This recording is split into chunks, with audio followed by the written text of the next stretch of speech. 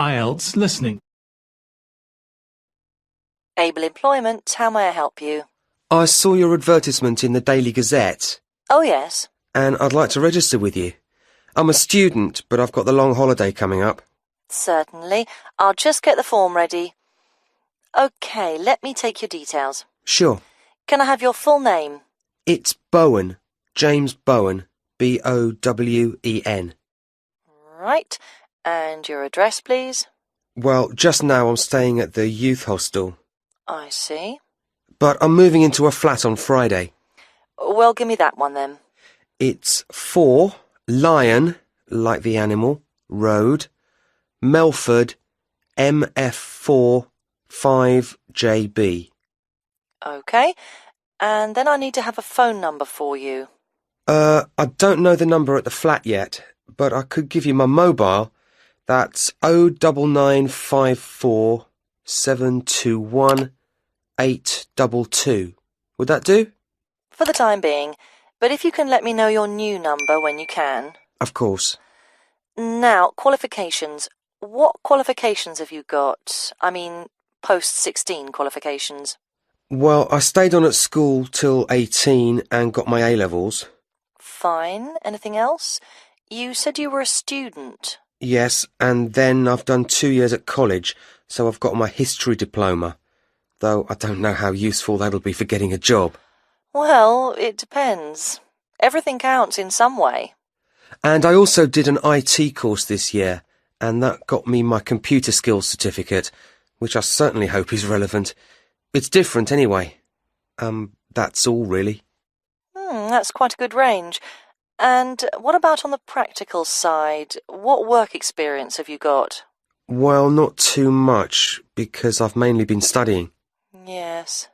But 2 summers ago I worked just as general assistant in a hospital for about 3 months. It was quite hard, but very interesting. OK. Anything else? If you include part-time work... Oh, yes.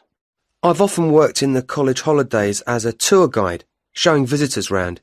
That's quite enjoyable, meeting people. I'm sure. Now on to interests. There's space here for 2. What would you say? 2. Well, I like various sports, but I suppose we should put that I'm in the swimming club. I'm pretty committed to that. Yes, that sounds good. And for the other one, something different? I'm very keen on music too, and I love playing piano. I've been doing that for over 10 years now. Yes, I'll put that down. Well, that's more or less it for the time being. Uh-huh. Just one more thing. What I do need is your availability. Oh, yes. The college term finishes on June the 20th, and then I'm going to visit my parents. But I can be back and ready to start on June the 28th, if that seems okay. I'm sure it is. Now, what happens next is that I process this information, and then... Section 2. Right. Well, David, I think it's a good idea to talk a little about your plans for going on to do an MA. Now, I understand you're thinking in terms of either Forth College or Haynes College? That's right. Well, so far anyway. No, I think that's a good choice to have narrowed it down to. I'm interested to know how the services to support students work in both places. Yes, I know you've needed to make use of those here in the last year. I have to say I'm not absolutely sure about the situation at Haynes. I expect they're all right, but certainly Forth has a good reputation in that regard. They have a large number of students from abroad, and they have to make sure they're okay. That's reassuring. And then I'll be moving city again, obviously, whichever college I go to, and I hope that the room or flat I could expect would be nice. Very important, yes. These days, actually, all colleges tend to have decent quality rooms or flats for their students, and Forth and Haynes are no exception. Right. Well, what about comparisons on the academic side of things? Well, I know you're an avid user of the limited online provision we have here. I think you'll find Haynes is about as developed, or not, as we are here. and that Forth has developed some pretty impressive stuff, which I'm sure you'd make the most of. Well, I'd certainly try. But that doesn't mean that the more traditional information sources, such as the good old-fashioned library, should be forgotten. No, of course not. While Forth has recently had a very splendid law library opened, that isn't particularly relevant for you, and I think you'd find Haynes' general university and faculty collections better suited to your needs. But that's something you could check for yourself if you visit both places. Which I'm planning to do next month. Good. Now there's the question of the lecturing staff, which is clearly going to be key to your progress. I think you'd find them adequate at Forth. There are some solid people working there, while Haynes have recently taken on some inspirational people, very cutting edge. It's a little hard to judge, though, because as a research student, it's not as if you have teaching all day, every day. No, I guess not. But I'll need to consult. Yes, and on the subject of research, in terms of the college's reputation for results, again, neither place is bad in any way, but I think you'll find, and you can check this on the Research Council's website, that Haynes has consistently scored very well. There's perhaps a little bit of an issue with non-completing doctorate students at Forth. Well, I'll certainly look at the website as you suggest. Fine. I'm still a bit anxious about making this next step. I know the level of competition is very high, especially in my area. It makes me feel rather daunted, and I wonder if in a new place I may be out on my own, if you know what I mean, compared to the sense of community here. I suppose it'll be down to my determination to succeed to get me through. Well, do remember how you felt when you arrived here. I'm sure you'll get on anywhere in the end. I hope so. And, of course, you still don't know exactly where you want to end up. By the time you've completed your masters, you'll have a clearer idea of whether you want to progress to doctorate level. It's possible, I suppose, that you'll begin to see how much you might be interested in picking up some bits of lecturing earlier than that, since your area's fairly specialised, and it may put you in demand sooner than you think. To establish yourself in your area of expertise, it would be sensible to think in terms of getting your stuff into one or two of the journals, converting parts of your dissertation into suitable formats for them. That'll stand you in good stead, whatever else you decide to do. That sounds like good advice, thanks. Actually, I think master's level studying has improved in some ways over the last few years. The internet you love so much was always going to make all kinds of studying easier. Or that's the idea, anyway. I'm not sure it really has the impact you might think. What I've found impressive is the way courses have developed to be more adaptable, more able to fit in with all the other demands in people's lives. So, while the exams and assignments you all have to do may not have shifted much, at least a wider range of students are now able to benefit from education at the higher levels. I just wish I could be sure I was always making the best use of my opportunities.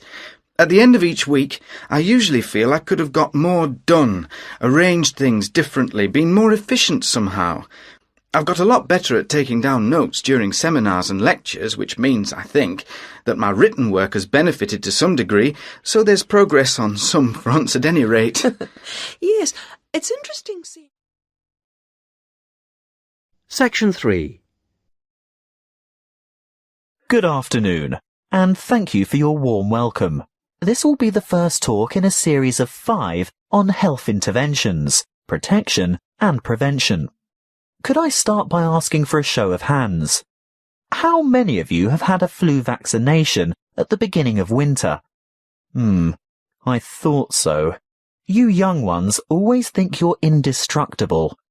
Well, as you are no doubt aware, disease-spreading germs or pathogens are everywhere. On a daily basis, the human body has to ward off attacks by various harmful bacteria and viruses. A healthy body has a good defense system against many of these germs, but the defense only operates well against microorganisms that it has already encountered, in which case it is said to be immune. There are 2 ways in which humans acquire natural immunity. Actively, when a person has first suffered and then recovered from an illness, and passively, when ready-made protection is transferred into the body, for example, from the maternal blood via the umbilical cord to an unborn child, or through breast milk. Now, artificially acquired immunity can help the body to fight disease, so we can use active immunization as a preventative measure. This is when a person is vaccinated against an illness by injection or oral ingestion of a tiny amount of weakened or inactive germs.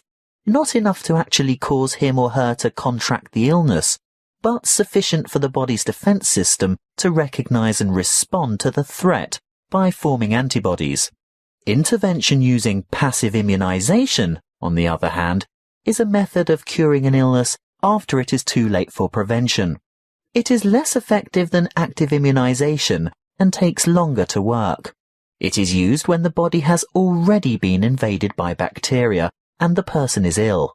In this case, there is no time for the body to make antibodies of its own, so proteins, usually taken from the blood of animals, are injected to equip the patient with the essential antibodies to combat the particular illness.